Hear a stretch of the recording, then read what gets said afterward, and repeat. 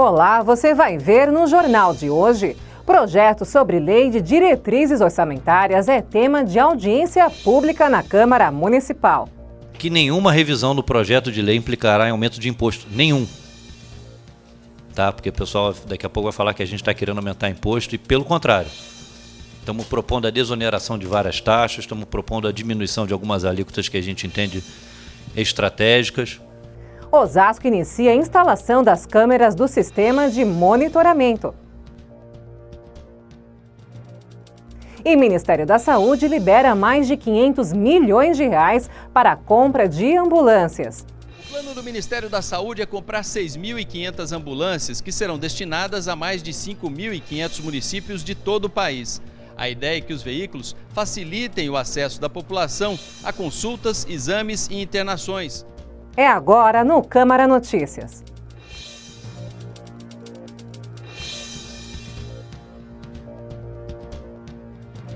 Na última terça-feira, a Câmara Municipal realizou uma audiência pública para debater a Lei de Diretrizes Orçamentárias para o exercício de 2018. A LDO é uma lei que orienta a definição do orçamento de um município e inclui as previsões de despesas e de arrecadação do Poder Executivo. A audiência foi solicitada pela Comissão de Economia e Finanças e contou com a presença dos secretários Pedro Sotero, de Finanças, e Dulce Helena Casuni, da Secretaria de Planejamento e Gestão. E abrindo os trabalhos, o vereador Alex Sá fez dezenas de apontamentos sobre o projeto da LDO, entre eles a expectativa de aumento da receita e a destinação de recursos para secretarias extintas. E aqui eu quero fazer um resumo de alguns questionamentos que nós fizemos. Mais uma vez, secretária Dulce, quanto a secretária Dulce e o secretário Pedro, quanto à expectativa de aumento da nossa receita, né? Que nós estamos vendo que está otimista, e que bom que está sendo otimista, e nós rezamos que tudo dê certo, que realmente nós alcançamos essas projeções. Porque é bom para nós, é bom para o nosso município, se é bom para o município, é bom para a nossa população. E o que a gente queria era que fosse apontado de onde vêm essas receitas, qual é essa expectativa, de onde verdadeiramente se tiraram elas. Lógico que já foi a equipe do secretário Pedro, já fez algumas explicações com o Vicente, mas essa dúvida ela não é só nossa, ela é também da população que está aqui nos assistindo e que querem também saber, poxa, que bom que vai ter um aumento de receita, mas de onde está vindo essa receita, né, vereador Tinha? Mesmo nós tendo aqui apontamento aí do Tribunal de Contas do Estado de São Paulo, que na data de 18/8 fez esse apontamento, que nós tivemos aí uma redução de 11,5% da nossa receita. Então, como daqui para frente, aonde nós vamos encontrar esse aumento dessa receita?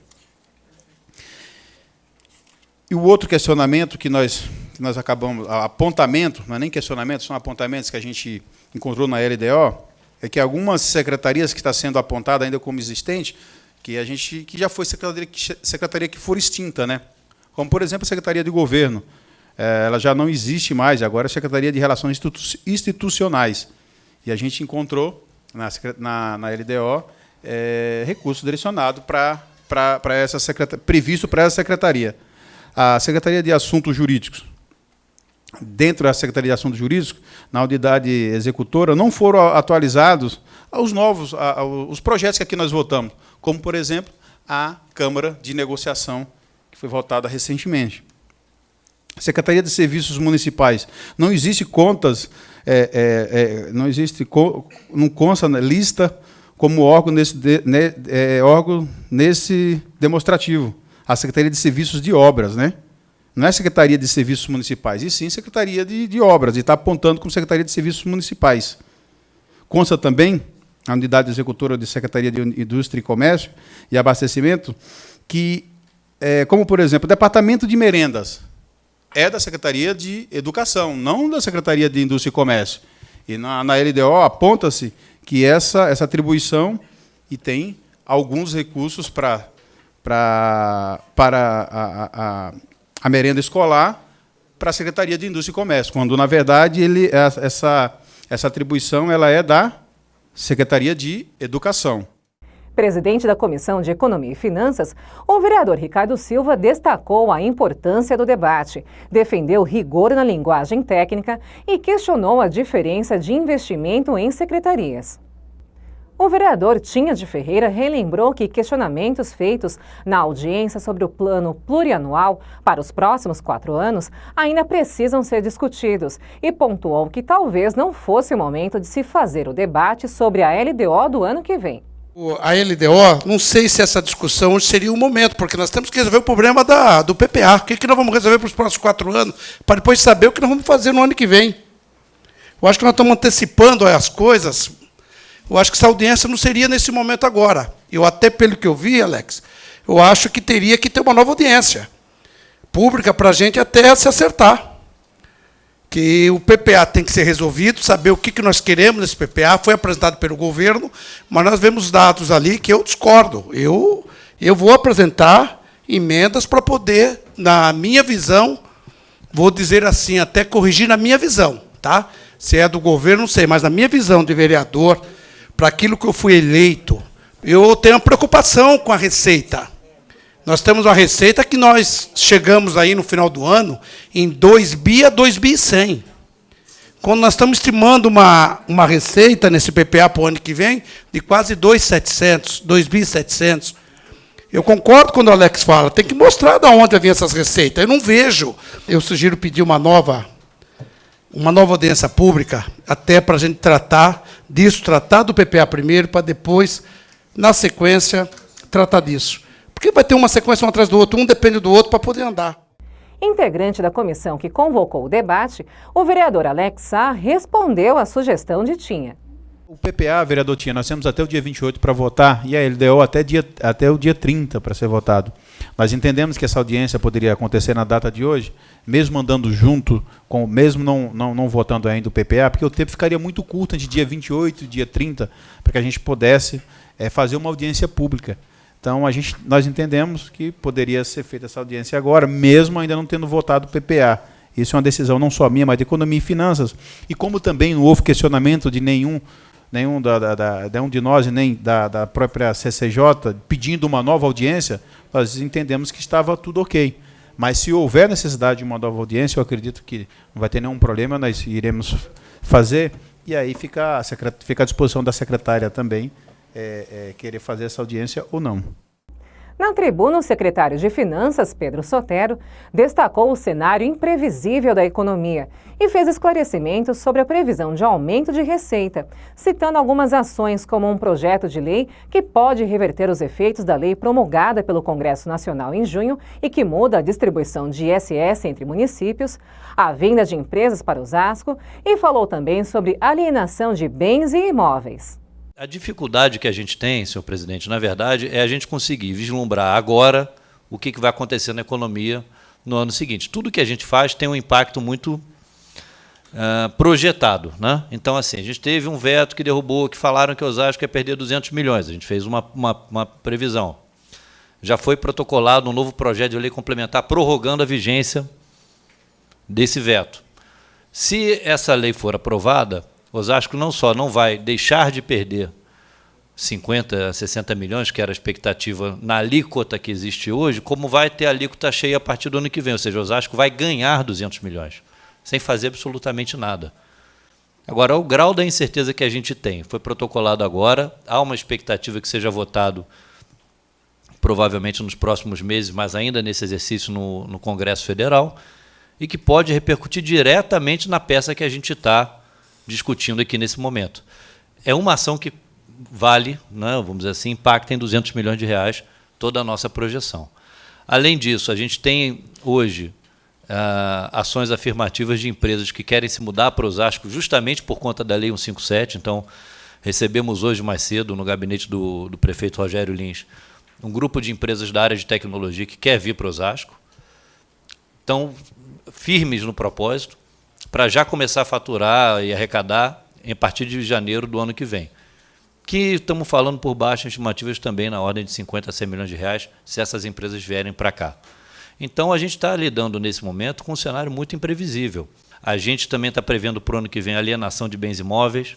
Osasco hoje tenha algo em torno de R$ 1 bilhão em ativos imobiliários. E muitos ativos que não têm, para nós ainda, uma função social vinculada a programa que não faz sentido de repente, o município manter esses ativos imobiliários. Porque manter esses ativos imobiliários significa a gente não investir em precatórios ou na Previdência, ou até em benefício da cidade. Então, a gente está prevendo um volume grande também de alienações na área imobiliária. Por isso que a gente tem essa expectativa de incremento da receita. Sotero ainda ressaltou que não haverá aumento de impostos e que a estratégia será de investir em outras frentes, entre elas o combate à evasão fiscal. Vamos só deixar claro que nenhuma revisão do projeto de lei implicará em aumento de imposto, nenhum. Tá? Porque o pessoal daqui a pouco vai falar que a gente está querendo aumentar imposto e, pelo contrário, estamos propondo a desoneração de várias taxas, estamos propondo a diminuição de algumas alíquotas que a gente entende estratégicas. E aí o pessoal vai perguntar, mas como é que você vai fazer tudo isso e vai aumentar a arrecadação? A gente vai trabalhar para diminuir a evasão fiscal, a sonegação. Vamos cobrar o que é justo, o que o entorno cobra, mas a gente vai cobrar. A gente vai para cima e vamos aumentar a fiscalização na rua. Isso vai dar o resultado. Acho que se todo mundo pagar imposto, nem que pague menos, mas no somatório a gente vai sair um resultado melhor do que tem hoje. E veja também a segunda parte da audiência pública sobre a Lei de Diretrizes Orçamentárias para 2018. Nós não temos problema nenhum de corrigir, inclusive a audiência pública tem este mote, tem este objetivo. Nós não somos donos da verdade, nem queremos ser e queremos compartilhar com o Legislativo e corrigir. Não saia daí, é depois do intervalo.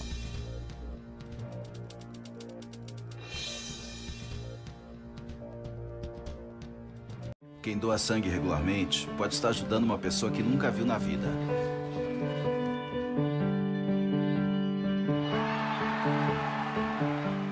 Ou alguém que acabou de começar a viver.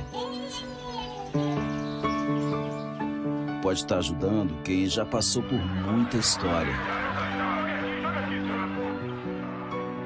Ou alguém que ainda tem muitas histórias para contar. Pode estar ajudando quem está torcendo para realizar um sonho.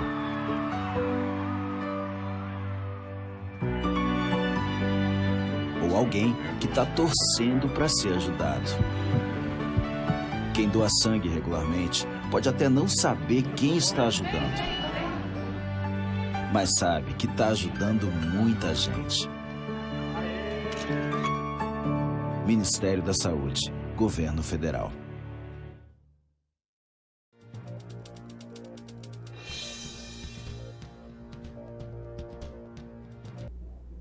Estamos de volta retomando os principais destaques da audiência pública sobre a Lei de Diretrizes Orçamentárias para 2018.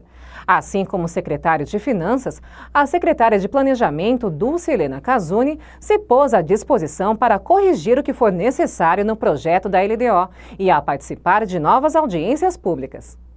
Nós não temos problema nenhum de corrigir, inclusive a audiência pública tem este mote, tem este objetivo. Nós não somos donos da verdade, nem queremos ser e queremos compartilhar com o Legislativo e corrigir. Nós estamos nesta toada, sabemos da importância da parceria com essa casa e vocês têm um papel muito importante que é a fiscalização, o acompanhamento do Executivo. Como a audiência pública tem exatamente o intuito de corrigir, de ajustar a peça que veio para cá, o PPA e a LDO e logo mais a LOA, a ideia é que a gente possa ajustar isso e que vocês todos estão convidados a fazer. Muitos podem ser erros inclusive porque o PPA ele é coordenado, ele é, como diz o Pedro, ele depena e eu distribuo os ovos. Nem sempre as áreas têm ou entendem ou compreendem e erros são passíveis. O PPA é uma peça muito pesada. É uma peça muito extensa, é uma peça técnica, mas que ela tem que ser transformada, como disse o Ricardo, vereador, presidente, ela tem que ser transformada em palpável, em números, que a população entenda e que a gente possa discutir. Então, eu não vou me deter aqui a responder às perguntas do nobre vereador, até porque você vai notificar, vai oficializar, que eu acho que a gente tem uma melhor oportunidade. Tem coisas que são dúvidas técnicas, por exemplo, tem secretarias que ainda aparece que foram extintas, mas que aparecem, mas elas não têm, aparecem no sistema, mas elas não estão com valores no orçamento ou programas ou execução. Então, muitas vezes são ajustes finos que precisam ser feitos e, com certeza, nós queremos trabalhar desta forma. Eu acho que não cabe aqui a fazer nenhuma, nem responder nenhuma pergunta pontual. Dizer que nós faremos todo o esforço para corrigir, se caso necessário for mais uma audiência ou 2 audiências, nós estamos super abertos, tá certo? Não temos problema nenhum e queremos cumprir esse momento que eu acho que é do mais nobre. Nós estamos tratando aqui do que nós vamos entregar para o município. Em seguida, foi a vez de Karine Simões, chefe de contabilidade da Secretaria de Planejamento e Gestão. Atendendo a alguns questionamentos que já foram feitos pelo público em audiências recentes, Karine apresentou um resumo com alguns conceitos fiscais e explicou a relação entre LDO, Plano Plurianual e Lei Orçamentária Anual. Além disso, ela apresentou dados sobre as metas e projeções fiscais previstas pela LDO e falou sobre a dívida fiscal líquida do município, que deve ter uma redução de R$ 44 milhões em 2018 e garantiu que ela está sob controle. Na sequência, Bruno Mancini, diretor de Planejamento Estratégico da CEPLAG, defendeu a discussão conjunta do PPA e da LDO e trouxe dados sobre obras e números previstos para cada secretaria dentro do projeto e explicou, assim como a secretária Dulce, que o orçamento está atrelado apenas às secretarias existentes. Encerrando a audiência, o vereador Ricardo Silva abriu para perguntas do público, mas houve apenas um questionamento, feito pela vereadora doutora Régia. É uma dúvida que surgiu, e acho que estou até na discussão errada, mas é importante. Eu vi ali, na hora que a Karine apresentou, que nós temos 600, quase 700 milhões em dívidas, em precatórios e dívidas, tá? E aí, no PPA apresentado pelo Bruno, eu vi que a gente tem só 480 de dívidas. A minha pergunta é, se a gente tem que esgotar todo o nosso débito, especificamente os de precatório, até 2020, por que ficou faltando esse tanto aí para chegar lá? Nós só temos 480 de precatório e o resto é dívida. O que é isso? É a minha pergunta.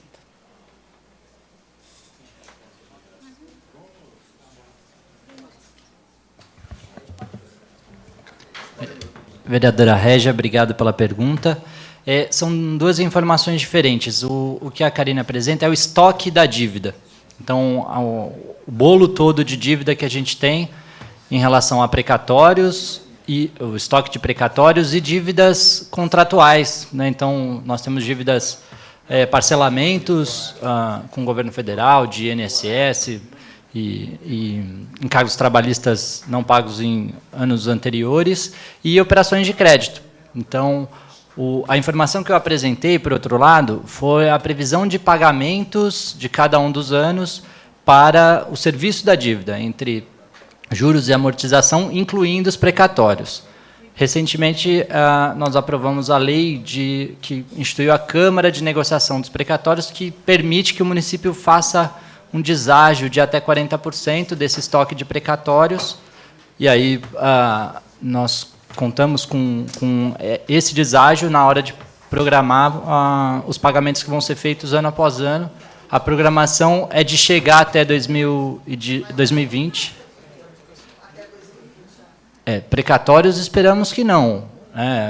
Isso pode ser julgado, e aí, como o secretário Pedro falou, para essa expansão, há a previsão de, inclusive, fazer alienação de bens imóveis para, caso essa dívida seja ultrapassada, ou caso a gente não consiga o desconto necessário que a Câmara de Precatórios vai prever, a gente chegar lá. boa parte dessa dívida é uma dívida boa, dívida de financiamento. É como se a gente estivesse comparando a dívida da prestação da casa com a do cheque especial. A da prestação da casa é uma dívida boa, são as operações de crédito que o município faz para fazer novos investimentos, e o cheque especial são os precatórios, que é uma herança de décadas, né, de irresponsabilidade fiscal, inclusive, e que devem ser quitados de acordo com decisão do Supremo Tribunal Federal até 2020. E veja em instantes, segurança pública. Começa a instalação do sistema de monitoramento em Osasco. E pesquisa do IBGE aponta queda no preço de alimentos da cesta básica. Entre os produtos que ficaram mais baratos em agosto estão o tomate, o feijão carioca, o açúcar e o leite. Segundo o IBGE, o início da colheita da safra agrícola recorde deste ano ajudou no resultado. Não perca, a gente volta já.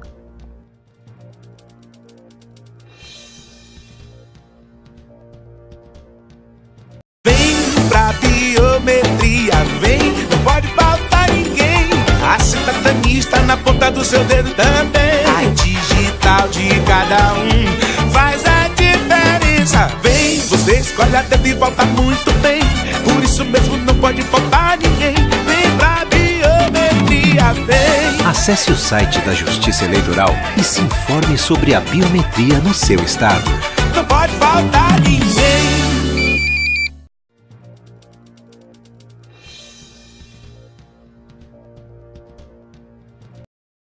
A Prefeitura de Osasco iniciou a instalação das câmeras do sistema de monitoramento para reforçar a segurança pública.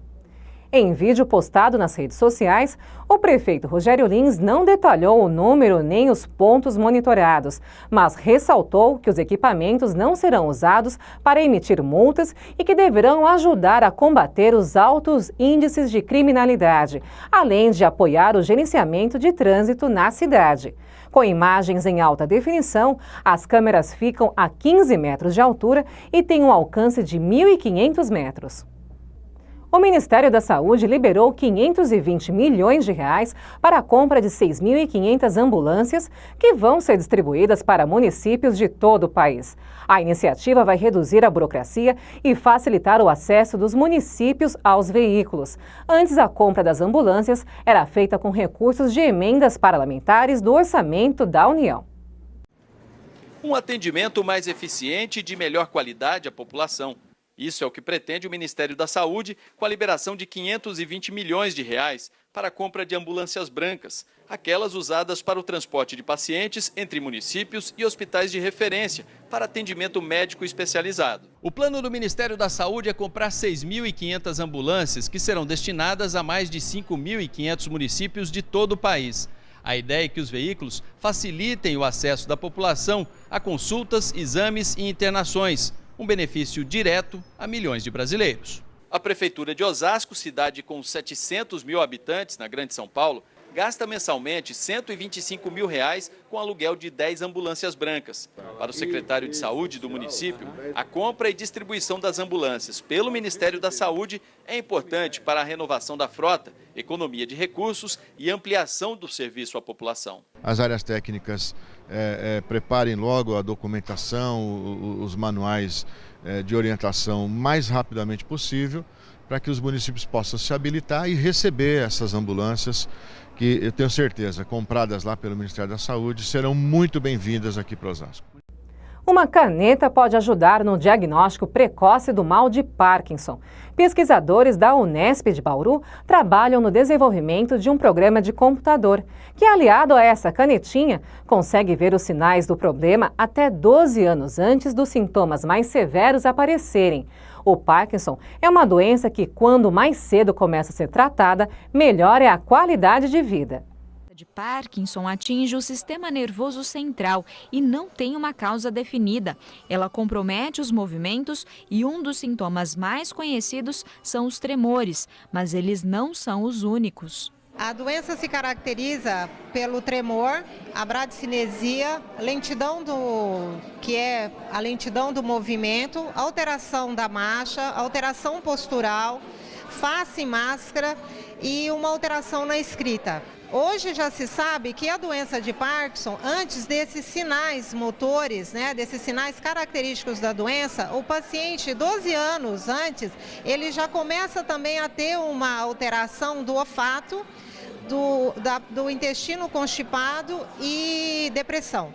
Por esse motivo, é importante descobrir a doença o quanto antes, e foi o que aconteceu com o Hugo. Eu comecei a me tratar logo, fiz fonoterapia, fisioterapia e comecei a caminhar bastante e a me alimentar de acordo com o que o médico me recomendava. Neste laboratório da Unesp, em Bauru, está sendo desenvolvida uma ferramenta justamente para auxiliar no diagnóstico precoce da doença. Esta caneta possui 6 sensores e foi desenvolvida por pesquisadores alemães. Ela capta todos os movimentos feitos por um indivíduo ao cumprir tarefas motoras e gera centenas de dados por segundo. Já este questionário, criado por uma pesquisadora da Unesp em Botucatu, foi pensado justamente para captar padrões de comportamento de pacientes com Parkinson. Juntos, eles oferecem um banco de dados para um diagnóstico mais preciso. Mas como mapear essas informações e chegar a um padrão de diagnóstico da doença? Esse é o trabalho do professor João Paulo Papa e do Cleiton, que foi orientado por ele durante o doutorado. Eles produziram um software capaz de ler e interpretar os dados gerados. Após isso, a gente pega esses dados, converte ele na melhor forma que a gente utiliza hoje, com as técnicas de classificação de padrões que a gente utiliza, e em cima disso a gente consegue obter a taxa de acurácia, que hoje o valor que a gente conseguiu obter assim, é de 90%, em torno de 90%, né? Podendo afirmar dentro dessa classificação se o indivíduo, daqueles dados que a gente está classificando, possui ou não o mal de Parkinson. E o software ainda tem a característica de poder ser constantemente atualizado. A ideia é que essa base de dados, na verdade, essa base de conhecimento que o software tem, ela vai sempre melhorando, expandindo e no sentido de, no futuro... E uma boa notícia para o consumidor. Uma pesquisa divulgada recentemente pelo IBGE aponta para a redução nos preços dos principais alimentos da cesta básica em agosto. É a 4ª redução consecutiva. Nos mercados, alívio no bolso dos consumidores. Os principais alimentos que compõem a mesa dos brasileiros estão ficando mais baratos, com queda pelo 4º mês consecutivo. Isso porque a inflação está mais baixa. Os dados são do IBGE, que registrou em agosto uma variação de 0,19% contra 0,24% em julho. É o menor resultado para o mês desde 2010. Nós temos a taxa de juros em queda, tivemos uma injeção de alguns bilhões de reais por conta das contas inativas do Fundo de Garantia e a renda das famílias vem começando a apresentar uma pequena melhora. Então isso tudo abre um espaço para que as famílias possam voltar a consumir. Entre os produtos que ficaram mais baratos em agosto estão o tomate, o feijão carioca, o açúcar e o leite. Segundo o IBGE, o início da colheita da safra agrícola recorde deste ano ajudou no resultado. O IBGE avaliou os preços de 9 grupos de produtos e serviços. Os grupos alimentação e bebidas e comunicação ficaram negativos. Já o grupo transportes apresentou aumento na variação de agosto, impulsionado principalmente pela alta dos combustíveis. Ainda segundo o IBGE, o acumulado do ano ficou em 1,62%, resultado bem abaixo dos 5,42% registrados no mesmo período de 2016 e o menor acumulado do ano para agosto desde o início do Plano Real, em 1994. Significa que daqui até dezembro, setembro a dezembro, a inflação vai acelerar um pouco, mas ainda abaixo da meta de inflação.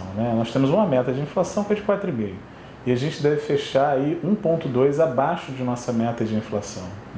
Então isso continua sendo um sinal muito favorável de inflação, quer dizer, é menos uma coisa para penalizar as famílias, em 2017 e 2018. Durante evento no Rio de Janeiro, o ministro da Fazenda, Henrique Meirelles, comentou que a inflação em queda é parte do processo de recuperação da economia brasileira.